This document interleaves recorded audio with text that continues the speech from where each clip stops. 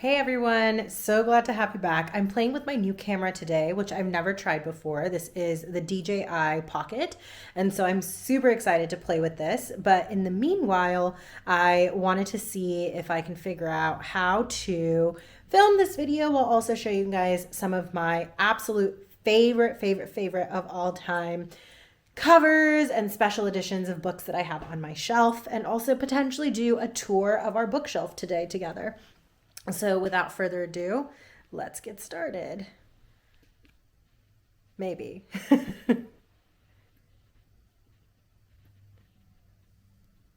So as I slowly turn the camera around to face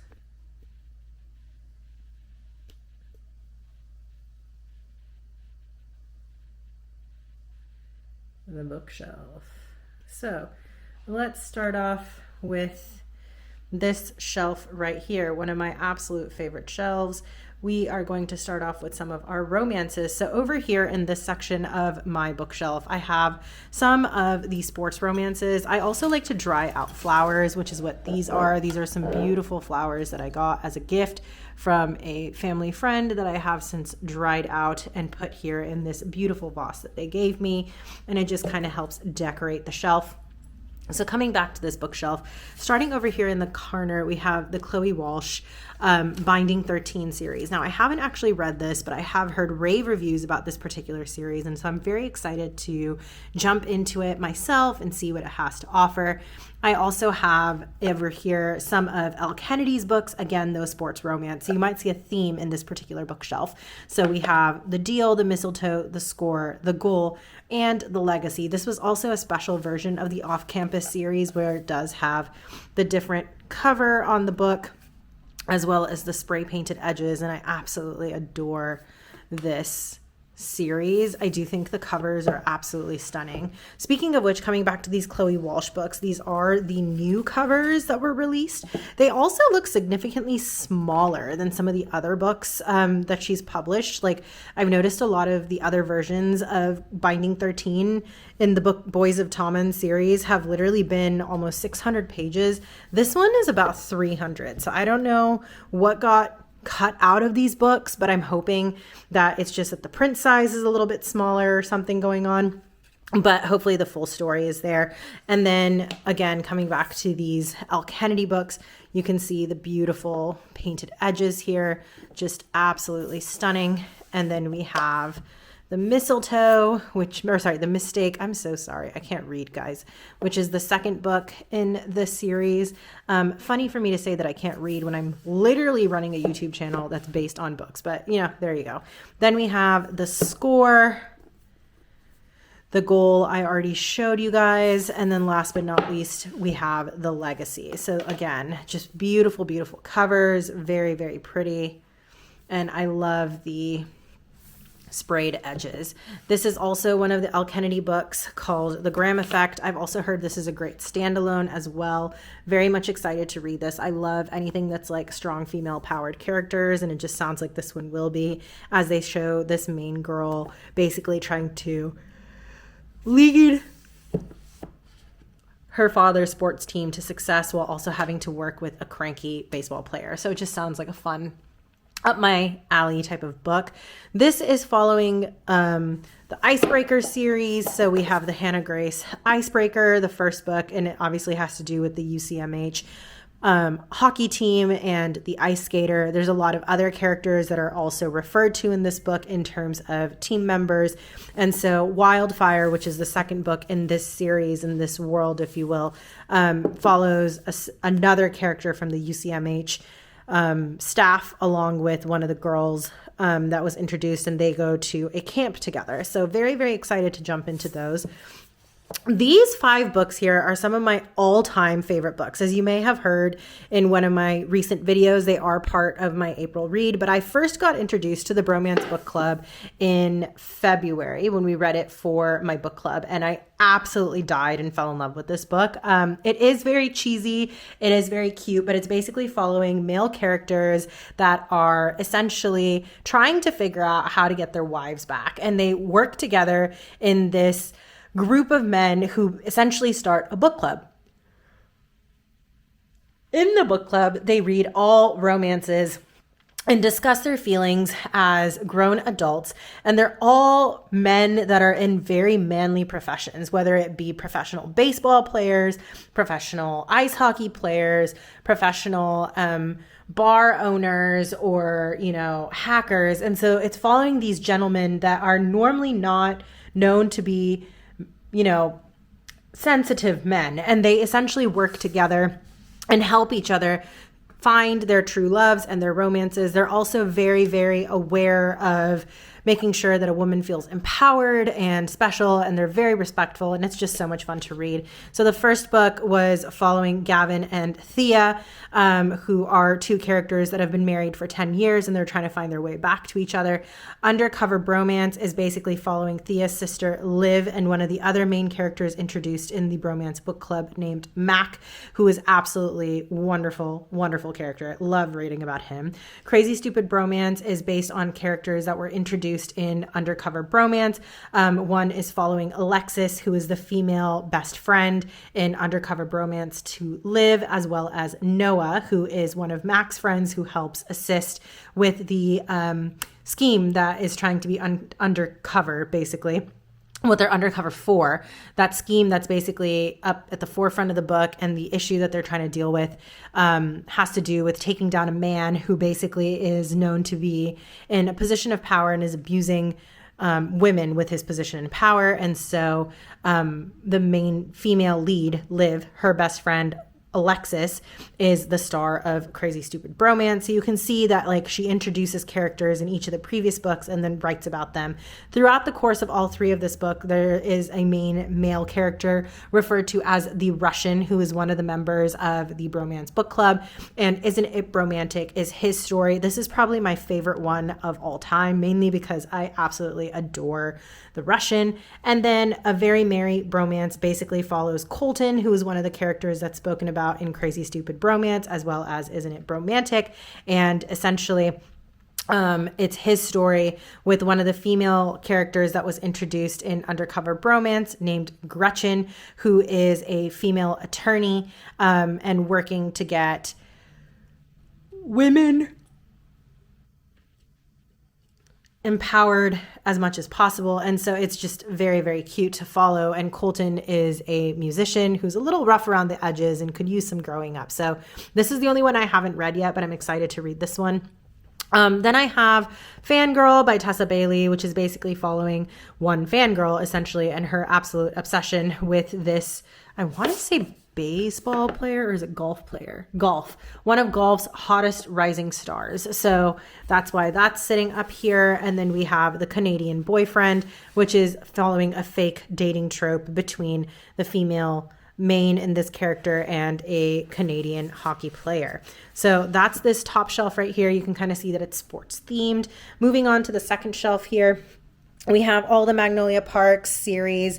I have read 2 of these so far. I feel like every time I read one of these, it's so enjoyable and it's so much fun to read. And then I have to take a break from the world.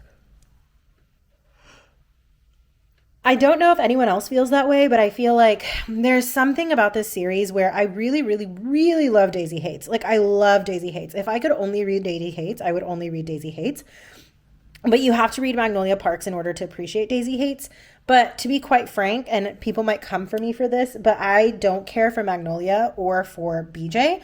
I feel like both of them just strike me the wrong way, in the sense that they're both very entitled. They have lots of money that's been thrown at them, and they feel like they deserve the world, which, I mean, I get where they're coming from. That's kind of their world and how they grew up. She's kind of London's it girl and being followed all the time in newspapers, and BJ's like London's bad boy. And so it kind of follows the two of them and their toxic relationship. So I just felt like there wasn't as much substance to the Magnolia Parks first book when I read it compared to the Daisy Hates book, which I think had a lot more vibrant characters in it. I really, really loved the found family that was created, even though it is a mob found family. I love the brother's character. I think Julian is just beautifully written. And I also like Daisy herself, as well as the main romantic interest, who is Christian. And I feel like what he's striving for is so much more powerful than BJ. So I just enjoy Daisy Hates better. That being said, I do think Magnolia is a fun character to read. I do think BJ is a fun character to read. I'm not saying that you shouldn't read those books. I absolutely will be doing so, but I will say quite hands down, Daisy Hates is whom I enjoy more in this universe.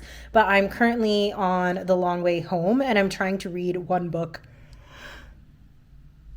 a month, essentially. I'm so sorry, guys. I don't know what's going on with the yawning. If you look outside, it's like very dreary today here where I live, and I think that's just feeding into my energy today.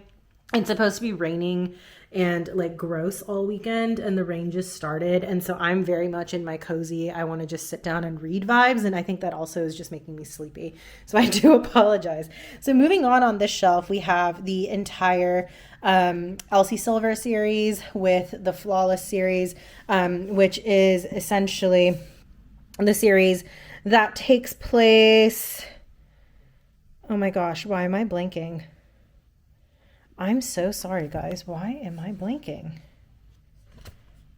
The Chestnut Springs. Jesus Christmas. This is the Chestnut Springs series by Elsie Silver. I've read the first one, Flawless, and I did enjoy this one. I wouldn't say it was like a 5-star or anything for me. Solid like 3.5 to solid 4-star read for me. Very entertaining, very fun to read. Would recommend, but not something that like I fell in love with. So I'm a little bit slow on the uptake with the rest of the books. But from what I've heard, the other books are actually better than this one. So I do look forward to reading them eventually. And I just think they really fit on this romance shelf here. And then we have this stack of books here. I will say this top book here, Schooled by Anisha Lakhani, is one of my favorite books of all time and has absolutely nothing to do with romance. So this has everything to do with the material world of New York and how easy it is to get caught up in that path.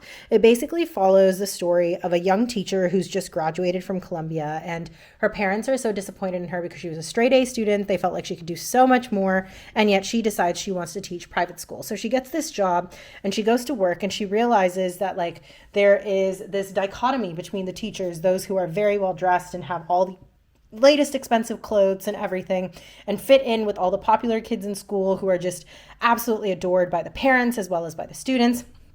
And she comes in as this new idealistic student who's trying to get to know her students as well as encourage them and motivate them to learn. And meanwhile, the elite parents of Manhattan are just like, why are you giving my kids so much homework? They have so much shit they have to accomplish. There's so many like things that they have going on. Like, this is not something that's appropriate. And so somehow she gets sucked into this world of the elite and into private tutoring. And private tutoring essentially turns out to be something completely different than what she thought it was going to be. But it opens up doors for her in terms of being able to enjoy that elite life and fast-paced life of New York with all of the fancy hairdos and the handbags and the shoes and the fancy apartment. And so it's just about her journey through this world and how she maintains her morals and her ethics while also navigating this lifestyle. One of my absolute favorite books. I thoroughly loved this book. Strongly recommend to everyone. And just lovely, well-written book. It Happened One Summer and Fix Her Up by Tessa Bailey are obviously some fun reads that are just quick and fast-paced. They are romance novels, which is why they're sitting in this romance section. And then I have some Taylor Jenkins Reid's books. I have the rest of her series. They're just not currently in this room. In fact, I have to go find them, but I do have all of the books that she's written, and I do love all of them. Carrie Soto is back, as well as Malibu Rising. I have in hardcover, so they're not sitting here, along with The Seven Husbands of Evelyn Hugo. Those I have in hardcover, and then the rest of them I do have in paperback. But I think Taylor Jenkins Reid is one of the best writers I have ever read. She's very good at creating an atmosphere in her novels and making you really appreciate her language. I love the fact that Daisy Jones and the Six, for example, is told in a newscaster's interview style of writing, which is just so unique and very fun to read. I also really enjoyed the fact that Malibu Rising, The Seven Husbands of Evelyn Hugo, as well as Carrie Soto is back, all has characters that overlap and are set in the same time. So that was really fun to read. Forever Interrupted, Maybe in Another Life, After I Do, and Love and Other Words are all separate standalone books, which I also think are very enjoyable. Forever Interrupted and Maybe in Another Life, I haven't actually read yet, but I have read After I Do, which I thought was very beautiful, written about a couple that is struggling after their marriage. And it kind of talks about how you find your way back to each other and like their journey through their post-marital problems, as well as Love and, no. Oh my gosh, I just said it.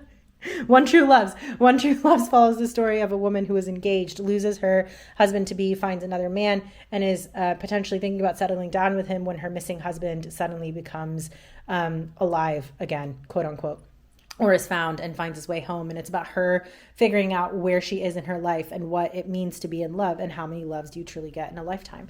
We also have The Summer of Broken Dreams, Maybe Meant to Be, What Happens After Midnight, all written by K.L. Walther. I have not read these yet. These are young adult, but they're supposed to be very, very cute romances. And I love the fact that the covers kind of correlate with the different seasons. The X Talk is not one I have read yet, but it is a potential book that had popped up on one of our votes for our book club, and so it always intrigued me. Basically, it's about this talk show where the woman is forced to do a show with her ex-husband, and it's about, her ex-boyfriend, and it's about how they essentially create sparks and go through their experience together on this show as they have to work together after they've broken up. So I thought that would be fun. Tweet cute, very cute, young adult book. Love in the Time of Serial Killers. I gave a synopsis on that in my February video. Very entertaining, very fast-paced read. Solid 3-star for me. Moving on down, we have multiple books here. So we have Better Than Fiction. We have For Better or Worse, Misdemeanor, When in Rome, Practice Makes Perfect. So just some random books all over the place. I do love how these spines line up together, and I think they're absolutely beautiful, which is also what I love about romance books, is just how colorful the spines are. I also have all the Anna Huang books right here. So in this section, I have read The Dead Romantics, which I absolutely loved, by Ashley Poston. I've also read The Shadi Setup, which I thought was meh, to be quite honest. I've read Wreck the Halls, which I think is not one of Tessa Bailey's best, but I do think it's a fun, fast read. All I Want for Christmas by Maggie Knox, I'm not even going to lie, I actually truly did not enjoy that book. That was a 2-star for me. I struggled with finishing it. Practice Makes Perfect, I think, is one of the cutest books I've ever read. Really, really enjoyed that one. And Better Than Fiction, to be quite honest, I read it and I forgot about it. That kind of says a lot about where I was with that book too. But other than that, the rest of these books are still on my TBR, my physical TBR, and I do look forward to getting to them. Moving on down, one of my favorite authors of all times when it comes to romance is Christina Lauren. It's two best friends that write together.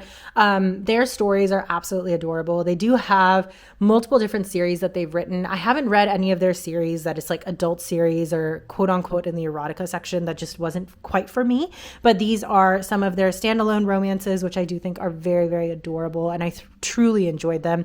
The Soulmate Equation and The True Love Experiment go together in terms of the world and the characters that are being built up. And then the other two books that go together are The Unhoneymooners and the soon to be released The Paradise Problem, which follows two sisters. Both of those books were very well written. The Paradise Problem has actually been released in the Audible setting, but it has not been released as a physical copy yet. It is coming out in May. Love in Other Words is probably one of my all-time favorite books of ever. This is a solid 5-star read for me. I think about this book constantly. I would strongly recommend it to everybody. Maybe I'll do a video one day of just like all my 5-star reads and go through them. But yeah, I absolutely adore this book. Emily Henry, of course, always a classic. I love all of her books. I'm very excited for her new book that's coming out this May. Which I cannot remember what it's called off the top of my head, but I'm very excited to read it. When it comes to Emily Henry books, it's basically a book that's making you smile, a book that's making you giggle, a book that's making you cry, and a book that's making you laugh. It basically makes you feel all the feels. And I will say that while I did thoroughly enjoy all of them, my absolute favorite was Book Lovers. Book Lovers, I would say, is very closely followed by Happy Place for me, and then Beach Read, and then People We Meet on Vacation. But to be quite frank, it's really hard for me to rate any of them because I love them so much. I will say, no matter what order I put them in, People We Meet on Vacation is probably my least favorite, but I still think it was quite enjoyable in terms of Emily Henry. So to say that my least favorite book by her was still like a 4.25, and that Book Lovers was a solid 5-star for me, and Happy Place was like a solid 4.5, Beach Read was like a solid 4.5 to 4.75. It's very, very apparent to me that I will read anything this woman puts out, and I'm very, very, very excited to share her name with you guys if you haven't heard it already. Then we have Lynn Painter's adult books here. So we have The Love Wager, Happily Never After, which I just finished reading, and Mr. Wrong Number. I think Lynn Painter is always great for entertainment, especially when it comes to adult books. Most of those range around 3-star for me, but her young adult books are honestly some of the best I've ever read, and a few of them are hard 5 stars for me. So I absolutely would recommend Lynn Painter, and I think her young adult books are just very wholesome and wonderful to read. Helen Huang's books, I think, are definitely higher on the spice rating, but they are very fun reads as well. And I just love them sitting on this romance shelf. Look how beautiful those spines look there. I have not read The Bride Test yet, but The Heart Principle and The Kiss Quotient were very fun to read. These books basically follow the male characters from story to story, and the female characters are newly introduced, but it's very fun to read. And what makes them unique is that usually at least one character in the couple has some kind of autism or autism adjacent condition, which do make them struggle with some of the day-to-days in human interactions and day-to-day life. And I think it's very beautifully written. I think the way she addresses some of the things that these characters might feel and the way that they may express themselves when they're on that spectrum is very wonderful to read. And it's also nice because the author herself has some experience with this. And I think it's just very beautiful to read the writing and to appreciate some of the things that she and her characters have gone through. And it's, I think, just makes you more aware of some of the circumstances when it comes to human interaction. So just very well written, very entertaining, and very fast paced. High spice content though, warning given. Allie Hazelwood has been a fan favorite for a very long time. I would say The Love Hypothesis is my favorite book by her. Absolutely adored that book. Love on the Brain, I think, is very close to The Love Hypothesis, so I don't think there's anything wrong with reading both of them. I think you should. I just think you should separate out the time between the read of both books, because otherwise it feels like you're essentially reading the same story, and I do feel like The Love Hypothesis was better. Love Theoretically is a very unique standalone story for her, but it's just very fun to read, very fast-paced, and I think very unique. The nice thing about all of her books is they do follow women in STEM for these main books, which has been very entertaining. And Loath to Love is basically a bunch of short stories. Checkmate is her young adult book. I haven't read it yet. I heard people saying on the internet that it is a little too adult for a young adult book for them, but they said the storyline was enjoyable. Also, I'm not the biggest fan of chess. I appreciate chess. I know how to play chess. I used to watch my grandparents playing chess when I was a kid, but for me personally, I never fell in love with chess, and I'm a big gamer. So when I say gamer, board gamer, not video games particularly. But I will say that for me personally, it's just been a bit of a struggle to get myself to pick up that book, but I'm sure I will eventually. And then last on this bookshelf, we have the Addicted Calloway Sisters series right here, which I have not read yet, but I know it's a fan favorite of many of my favorite YouTubers and booktubers, and so I had to get the series, and I just love these new covers. I just think they're so beautiful. Look at that. Just so pretty. There's just something about romance books where they know how to do the covers, and I really appreciate that. There is some subject matter that's being discussed in these books that I definitely think is going to speak to possibly high spice, or even some topics that are sometimes hard for me to appreciate and read, but I do think it'll be interesting to see how the author talks about these topics, as well as to see the journey of these various characters as they grow through their relationships and their experiences together. P.S. I Love You is, of course, a classic. I used to love that movie, and so we ended up reading for one of my book clubs, and I actually really enjoyed it. I ended up getting Postscript by her as well, and I look forward to reading that one. It's currently on my Nook, and I did start it and then DNF it, but I have full intentions of going back to that, so it is a soft DNF, but would definitely recommend P.S. I Love You if you're ever in the mood for just a cozy, fun romance story. This over here is just some random books. Emily Griffin is one of my all-time favorite authors from when I was younger and back in high school. I particularly loved Something Borrowed and Something Blue, and I love the fact that they turned them into movies. I think that the female protagonist characters in this were very interesting, and the issues that they deal with as female characters and their relationships was very interesting. It does kind of bother me that there's a main cheating trope in this book, and I do struggle with that, but I do think overall they're well-written stories. Jojo Moyes has written Me Before You, and that's one of my all-time favorite books and movies. I will never read it again. The way I sobbed reading this book, I don't think I could ever put myself through that emotionally again, but it deals with euthanasia and being in the medical profession. It is something that unfortunately we do hear about, and we do come across cases where it can be very difficult for these patients. And so it was a beautiful, beautiful, well-written, well-researched book. I think just very, very well said, well done in terms of the prose used. You really feel like you're connecting with these characters and you're in their emotional settings, but overall very well written. And so I ended up reading all 3 books in this series, including Me Before You, After You, and Still Me. Loved those books. I then proceeded to read The Girl You Left Behind, and also one of my all-time favorite books. Jojo Moyes just knows how to write a book that is a tearjerker, an emotional spear through your heart, but then stitches it back up. Like, she just does it so well, and I really enjoyed it. The Horse Dancer and The Ship of Brides I haven't quite gotten to yet. I think I have to be in a certain mood to read those novels, but I do look forward to reading them eventually. Elena Arma's books, The Spanish Love Deception, I truly hated that book. I think the language, the way the book was written is not for me. There are certain scenes where I'm just like, what? I think she literally refers to one of their romantic acts to be similar to milking a cow, and I can't get over that.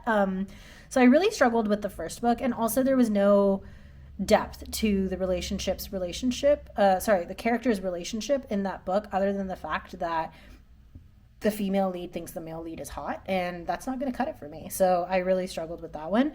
I did, however, enjoy The American Roommate Experiment, and because the covers are so beautiful and I needed to keep the set, I ended up getting The Long Game as well. I have not gotten to it. I do hope to eventually. That being said, we are down to 30%. So let's jump over to shelf number 2. And then I think I'm doing the other bookshelves as a separate video because this one's already getting a little bit long. But over here, we have some of my Colleen Hoover books. I have read the majority of this. I think I haven't read Reminders of You yet, Regretting You yet, and Layla yet. But everything else I have read in these books. I will say Colleen Hoover knows how to tell a story. She knows how to write a story. She makes a story that's so well written and yet so fast paced that you can literally sit down with the book and finish it, I would say, within 3 to 5 hours. So you can easily finish a book in a day. In terms of her books, I think It Ends With Us is one of the most amazing books I've ever written. I think the way she deals with domestic abuse in this book was very well handled. It wasn't so triggering that I wasn't able to finish the book in any way, shape, or form, but there are definitely trauma warnings with that one. But I would say it was very well written. Ugly Love is also another one of those books that I just think is very, very beautifully written. It talks about a male character who's getting into a relationship with one of his best friend's sisters, and they're trying to hide the relationship, and he doesn't know how to commit to her. And it comes out later on throughout the book, like what happened to lead him to that point, as well as showing their journey together as 2 characters. And I just think it was very, very beautifully written. Verity, I think, is truly chilling. It's a very, very well-written book. It's the closest to a thriller I would say Colleen Hoover gets in terms of her novels, and I may have missed some of her other books if I'm saying that incorrectly, but I do think that that was definitely a fun, fast-paced read, and the ending of the book is great because it really leaves it up to the imagination of the reader, and I love books like that. So very, very well-written books, but overall, I think Colleen Hoover is always fun to read. Then I have my special edition Jane Austen. So I got this from Juniper. Where did I get these from? But look how beautiful these covers are. So these are the covers, and you can see that they are numbered, so you know where to place them. And all of the backings of the book are done as if it is an old school library book, and you can see the gold filigree. Just absolutely gorgeous, gorgeous books. So I definitely enjoy these. I'm trying to think where I got them from. Where did I get them from? this is going to bother me. I will look it up and put it inside of the description box. I'm so sorry, guys, but these were special ordered as a set, and I think I ended up paying like $150 for them, but it has all 5 books. So Mansfield Park. Oh, I'm sorry. That was a bad angle. Mansfield Park, Emma, Sense and Sensibility, and Pride and Prejudice, of course, but it's just great to have her full collection of books, and I very much look forward to jumping into Mansfield Park, which is the only one of them I have not read yet, but I am thoroughly excited to have these, and I just love that the cover makes that beautiful scene.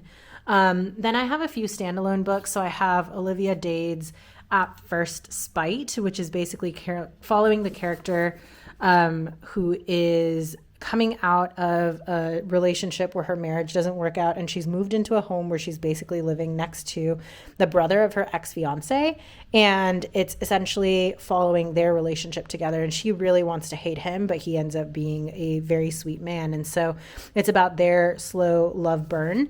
But I am kind of looking forward to reading this one, and it just looks so much fun.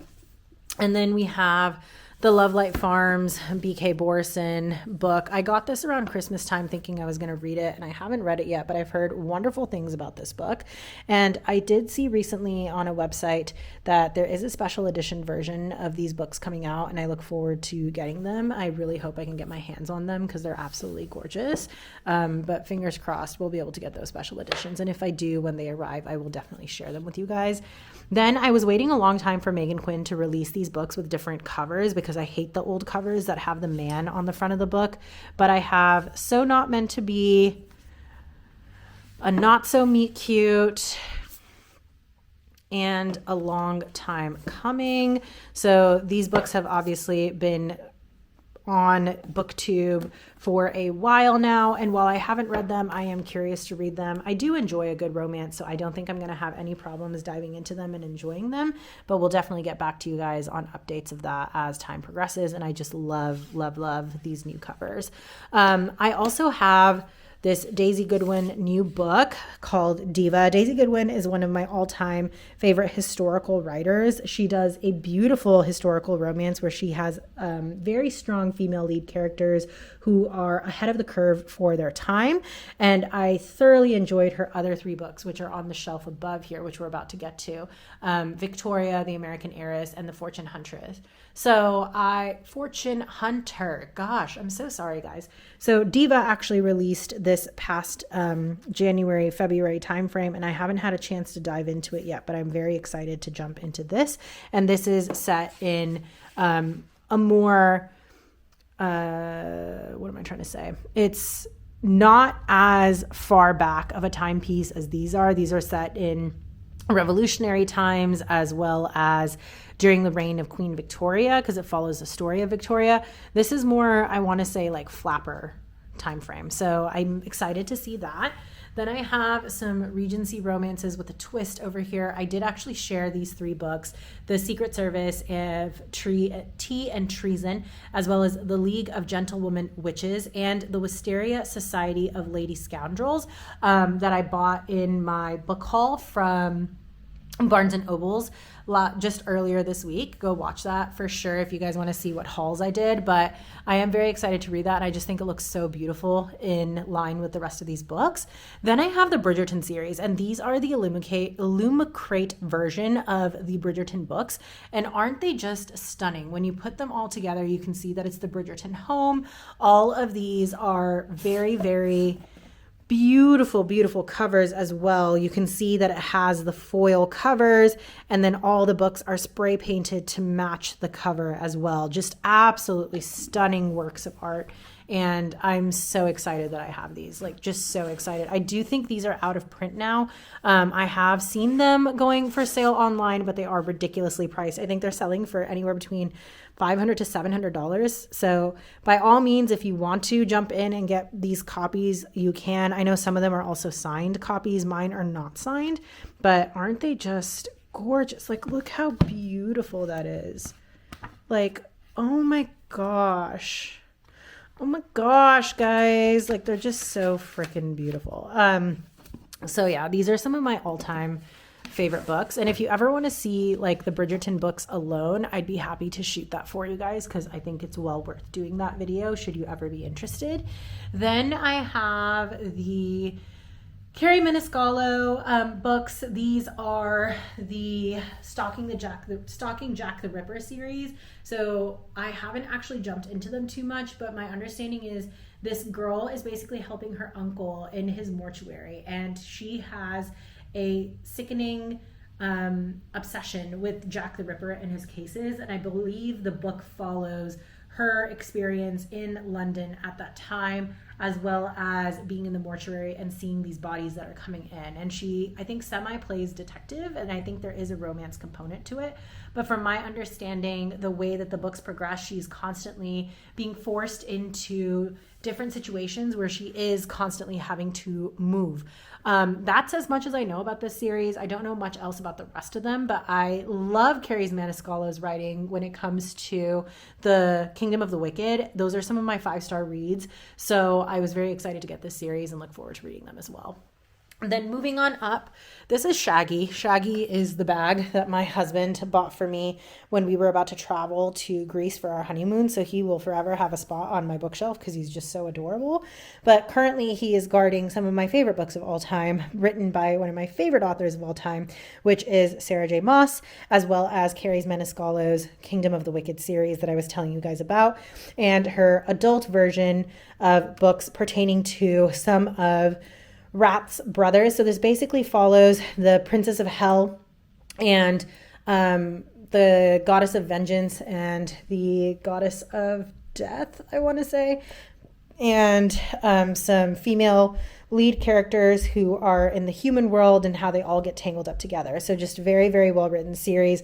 Love these series. Spice is very, very high in these books, and I think a little high in particular, considering that they're young adult books, but overall storyline I think was super fantastic and fun to read. I love Rat's character. I love that dark male lead who also has a heart of gold, and so I really enjoyed reading these 3 books, which follows Rat's story particularly.